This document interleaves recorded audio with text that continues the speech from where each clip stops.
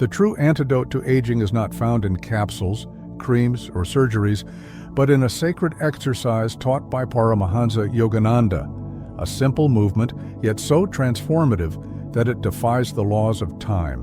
The modern industry sells youth in bottles, but Yogananda warned, nothing external can restore what the spirit has forgotten to command.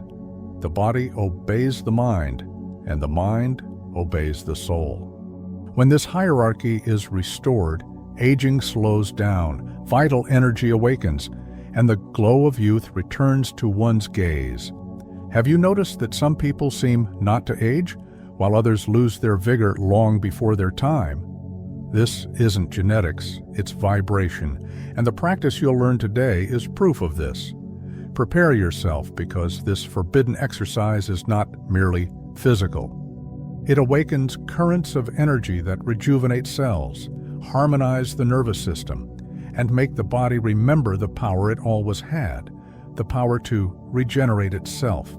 The anti-aging industry moves billions, selling promises in bottles and pills, miracle creams, expensive treatments, invasive procedures, all focused on the surface, on appearance, on the illusion of youth. But here's the truth nobody wants you to discover. The real antidote to aging costs nothing. It's a free ancestral gesture that your body still knows, but your mind has forgotten, returning to the ground in a deep squat, as your grandparents did, as millions of people in cultures that never abandoned this natural posture still do today. You don't age just from the passage of time. You age because you lose basic human movement patterns. Every day that passes without squatting completely, without sitting on the floor, without using the full range of your joints, is a day when your body registers this function is no longer necessary. And what is not used atrophies. What is not practiced disappears. What is not remembered dies. There is a functional longevity biomarker more powerful than any blood test: your ability to sit and rise from the floor without support. It's not about brute strength. It's about integration, coordination, balance, the complete symphony of the body functioning as it should. Studies have already demonstrated the better your performance on this simple test, the greater your life expectancy with quality. Because those who maintain this ability also maintain autonomy, dignity, and freedom. The proposal is radical in its simplicity. Reconnect with a movement pattern that evolution designed in you over millions of years. Not to impress anyone, not to post on social media, but to ensure that at 80 years old you'll still be able to play with your grandchildren on the floor, to travel without limitations, to live fully without depending on anyone. True longevity is not about adding years to life, it's about adding life to years. The chair has become the throne of modern civilization. We spend 8, 10, 12 hours sitting every day, working, eating, watching television, driving, and we pay a silent price for this excessive comfort. The World Health Organization has already declared sedentary lifestyle is the new smoking. But the problem isn't just staying still, it's the specific position we assume when we sit in chairs and sofas. Every hour seated in a backrest is an hour in which your hips atrophies. Your knees lose range of motion. Your spine forgets how to support itself. The chair outsources to a dead object the function that your muscles should fulfill. It promises rest, but delivers dependence. And when you finally try to squat or sit on the floor after years of this pattern, you discover that your own body has become a prison of stiffness and pain. Observe the revealing contrast. In the ergonomic cities of the West, hospitals and orthopedic clinics are packed with people suffering from knee, hip, and spine problems. Meanwhile, in villages in Asia, the Andes, the Amazon, places where people still live close to the ground, cooking while squatting, conversing in a crouch, working in this natural posture, the elders maintain impressive mobility into advanced ages. It's not privileged genetics, it's constant use. The transformation begins when you recognize that excessive comfort robs vitality. Start today. Gradually reduce the time in chairs and sofas. Work at a lower desk for short periods. Watch television sitting on the floor with cushions. Use the squat as a resting position when you're waiting for something. It doesn't need to be radical or immediate, but it needs to be consistent. Your body will understand the message. Shah, we're going back home. Travel mentally to a village in the Himalayas, to a settlement in the Andes, to a tribe in the Amazon. What you'll see is revealing. People of all ages squatting naturally, preparing food, conversing, working with their hands. It's not exercise for them, it's an everyday posture, as natural as breathing. And the result? Far fewer complaints of knee or hip pain in old age. Functional independence maintained until ages that in the West would already mean wheelchairs or canes. What Western cultures have transformed into gym exercise, these people simply live. They don't need to remember to squat because they never stopped doing it. Their bodies don't forget the pattern because they practice it multiple times a day, every day, throughout their lives. It's the difference between trying to relearn a language you abandoned decades ago and simply continuing to speak your mother tongue. There is also a deep spiritual dimension to this gesture. Stoic philosophers descended to the ground to remember their humility before the cosmos. Monks in various traditions used postures close to the earth as part of their meditative practices. Indigenous rituals incorporated squatting as a symbol of connection with Mother Earth. Descending was an act of recognition, not of weakness, but of wisdom. Rising was rebirth, renewal, proof of vitality. Integrate this ancestral knowledge into your modern life. You don't need to abandon civilization or move to a remote village. Just recover what is yours by evolutionary right. Start squatting to pick up objects from the floor instead of just bending your back. Play with children by descending to their level. Use these moments as micro-practices distributed throughout the day.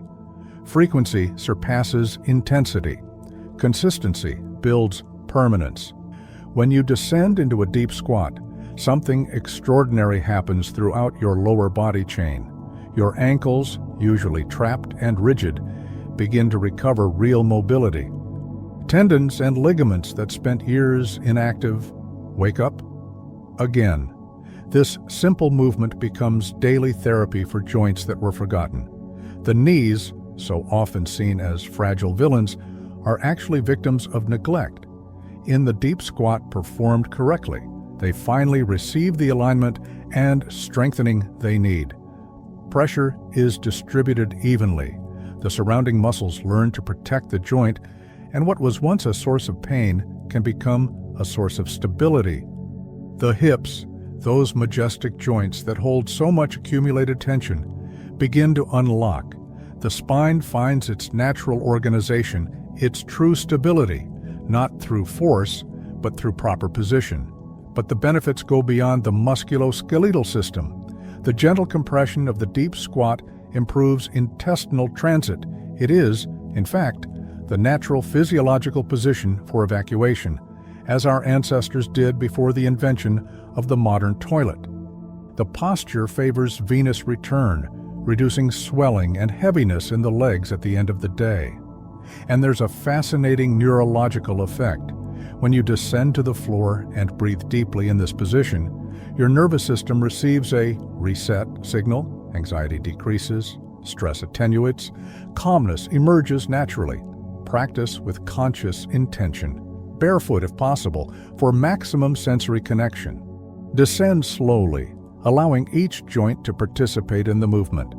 Stay in the position for 1 to 3 minutes initially, breathing deeply. Inhale, imagining energy rising from the earth through your feet. Exhale, releasing all tension. Observe the sensations without judging them. Trembling, discomfort, heels that don't touch the ground, all of this is information, not failure. With daily practice, your body will remember what it should never have forgotten. There is a test used by doctors and longevity researchers that predicts your future quality of life with impressive accuracy.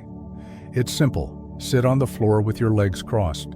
Now stand up without using your hands. without supporting your knees, maintaining balance and control. Can you do it? Studies show that your ability to perform this movement is directly correlated with life expectancy and autonomy in old age. This isn't superstition or esotericism. It's pure science. The test evaluates balance, strength, flexibility, motor coordination, and proprioception simultaneously. It actually evaluates whether your body still functions as an integrated system or has already fragmented into disconnected parts. Those who maintain this ability at 60, 70 years old have a significantly higher probability of living longer and better. Because autonomy is life, losing the ground is losing freedom. The practical translation is direct. If you want to age while maintaining dignity and independence, you need to train this ability like you train brushing your teeth, daily and without negotiation. It's not vanity, it's not optional, it's not when I have time. It's as fundamental as your nutrition or your sleep. Because what good is living 90 years if the last 20 will be lived in total dependence, unable to perform basic tasks without help? Transform this into concrete practice. Establish as a personal goal not only to squat deeply, but to master the movement of sitting and rising from the floor without support. Start today where you are. Use supports initially if necessary. There's no shame in starting with help. But work consistently toward complete independence. Practice in different contexts, at home, in the park, at the beach. Make this movement a natural part of your life, not an isolated exercise you only do at the gym. Every path of true transformation involves 3 essential movements: descending, remaining, and ascending. The hero of every journey needs to descend to the underworld before returning transformed. The seed needs to be buried before germinating, and you need to return to the ground before reaching the fullness of your capacity. Descending into the deep squat is an act of conscious humility. You acknowledge gravity, accept your current limitations, admit that you need to restart something you should have kept doing. There's no weakness in this. There's immense courage in recognizing that the path back to health passes through lowering yourself, not forcing yourself upward. All arrogance that creates rigidity in your body finds its dissolution in this gesture of intelligent surrender. Remaining in the posture is where the real transformation happens. It's there, in controlled discomfort, that you learn patience. Your muscles tremble, your joints protest. Your mind wants to flee, but you choose to stay. Breathe, observe, allow. And in that space of conscious permanence, something reorganizes internally, not just physically, but emotionally and mentally as well. You're training much more than flexibility. You're training resilience. Ascending, finally, is rebirth. When you rise from the deep squat with control and fluidity, you're proving to yourself, I can descend to the depths and return strengthened. It's confidence built not on empty affirmations, but on demonstrated capability. This cycle, descending, remaining, ascending, becomes a daily ritual of renewal. Posture is silent prayer. Body teaches mind what words cannot transmit. Practice with this awareness. You're not just exercising joints, you're practicing humility, patience, resilience. Each descent is an opportunity to release control. Each permanence is a chance to cultivate stillness. Each rise is a celebration of recovered capacity. Transform function into ritual, necessity into ceremony, movement into active meditation. Thus, 5 daily minutes become a complete spiritual practice. Transforming knowledge into results requires a clear method. Here is the complete protocol to establish the deep squat as a transformative daily habit. Simple, progressive, and accessible for any current level of mobility. Step 1. Return to the ground for 1 to 2 minutes, barefoot whenever possible. Choose a quiet space. Stand with feet hip-width apart. Inhale deeply. As you exhale, descend slowly into the squat. Use support on a wall or furniture if needed. There's absolutely no problem with that. The important thing is to descend consciously, not fall. Maintain the position for 1 to 2 minutes. Breathing. Inhale, imagining energy rising from the earth. Exhale, releasing stiffness and tension. Step 2, the flower that opens. Completely accept your current limitations. Heels that don't touch the ground, normal. Thighs that tremble, expected. Feeling of discomfort, natural. You're rediscovering lost range of motion. This takes time. Don't force violently. Let your body open like a flower, gradually, day by day. Humble consistency surpasses heroic intensity. 30 honest daily seconds are worth more than one forced weekly session. Step 3, integrate into daily life. Don't limit the squat to an hour exercise moment. Scatter micro practices throughout the day. Checking your phone, do it squatting instead of sitting. Picking something up from the floor, descend in a complete squat, don't just bend your back. Playing with children, descend to their level. Feeling anxiety, use 2 minutes in a deep squat. As an emotional regulation technique, it works. Step 4, make it a ritual with meaning. Choose a fixed time upon waking or before sleeping. Work well. Associate the gesture with an intention. When descending, visualize humility. When remaining, cultivate patience. When rising, celebrate resilience. These 5 daily minutes are not a mechanical obligation. They're an investment in future autonomy, active meditation, conscious dialogue with your own body. Step 5, think of it as a long-term investment. This is your autonomy insurance for your 70s, 80s, 90s. Each day of practice today is one less day, depending on a cane in the future, one pain avoided, one freedom preserved. Don't practice for immediate reward. Practice for the person you'll be decades ahead. This perspective transforms discipline into devotion. If today your body cannot squat deeply, this is not a definitive sentence. It's a starting point. Every journey begins where you are, not where you'd like to be. And there are intelligent adaptations that allow you to progress safely, respecting your current limitations while working to overcome them. If today you cannot squat freely, hold onto a counter, door, or sturdy furniture for support, or use wedges, thick books, boards under your heels to facilitate the movement, or practice partial time. Descend as far as you can without acute pain. Remain for 30 to 60 seconds. Rise. There's no defeat in using adaptations. There's wisdom in respecting the process. Simple and clear progression. Start with supported squat, holding onto something, with wedges under heels. Then, remove the wedges while maintaining hand support. Next, gradually reduce support. Use only one hand, then just fingers lightly touching.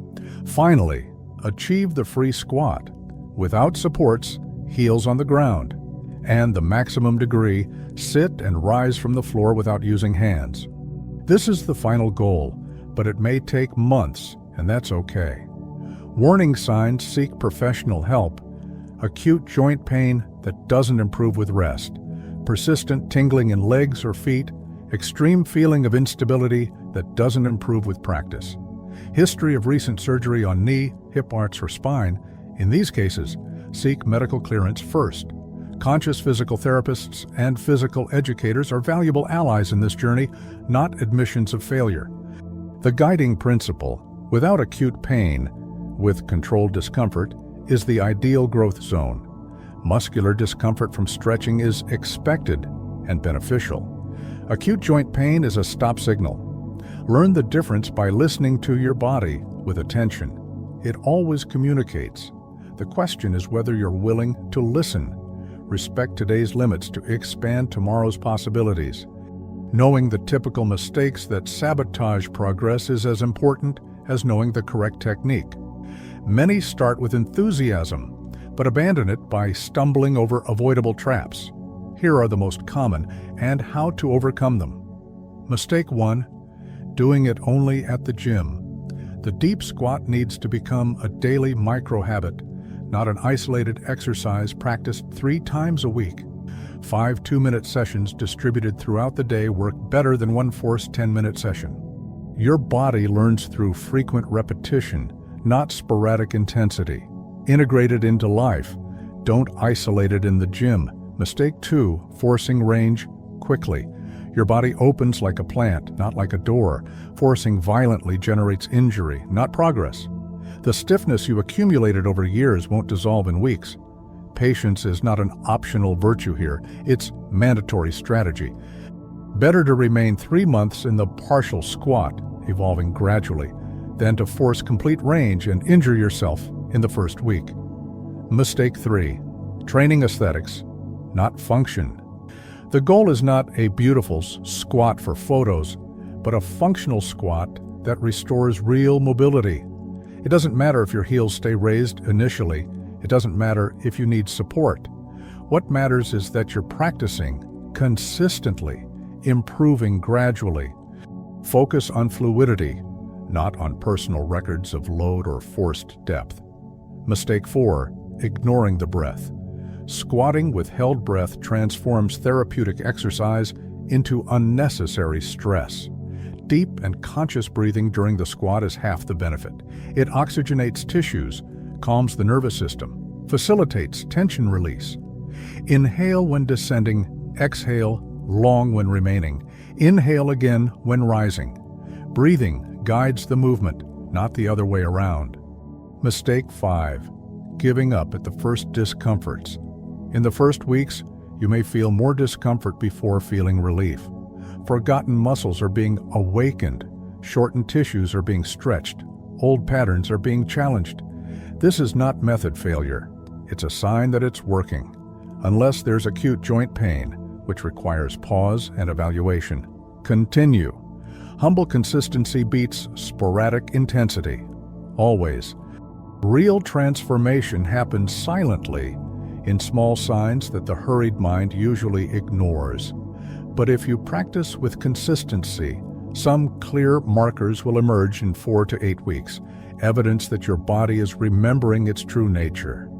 Observable physical signs, less rigid ankles, especially upon waking, that locked walking of the first morning steps decreases. Looser hips. You can spread your legs more, rotate your torso with greater ease, tie shoes without drama. Spine naturally more upright. Without conscious effort, you catch yourself sitting and walking with better posture. Heels that begin to touch the ground in the squat, even if partially. Functional signs in daily life. More regular bowel movements. Functioning better without effort. The compression of the squat massages internal organs. Legs less heavy and swollen at day's end. Improved venous return. Greater ease in picking up objects from the floor, putting on shoes, getting in and out of the car. Movements that previously required mental preparation now flow naturally. This is true freedom, reduction of friction in life's trivial tasks. Emotional and mental signs, less reactive anxiety. 2 to 3 minutes in a deep squat begin to function as a quick emotional regulation technique.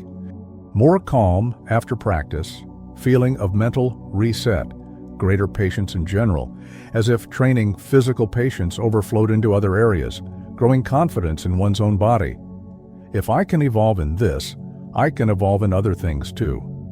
How to track progress. Take a photo or video of your squat today, not to show anyone, but as a personal record. Repeat each month. Compare. Celebrate every millimeter of advancement. Heel closer to the ground. Knees more open, balance more stable. Keep a simple journal. Today, I managed to stay X seconds, or today, I didn't need support.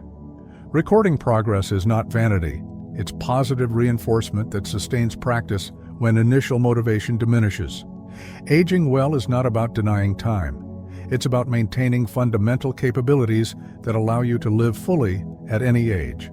And it all begins with the simplest gesture, returning to the ground, continuing to squat, never forgetting where we came from and where, eventually, we will all return. The difference is in returning with dignity, capable, autonomous, free. We've reached the end of this knowledge journey, But the real work begins now, in the daily embodiment of this teaching.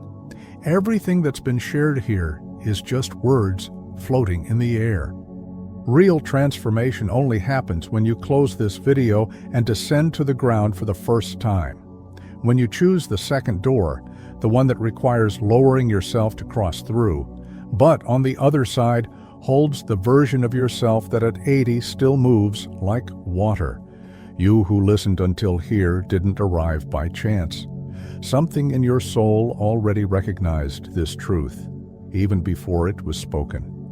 And now that the seed has been planted in your consciousness, a responsibility is born. Honor the call or let it dissolve into oblivion. The choice is always yours.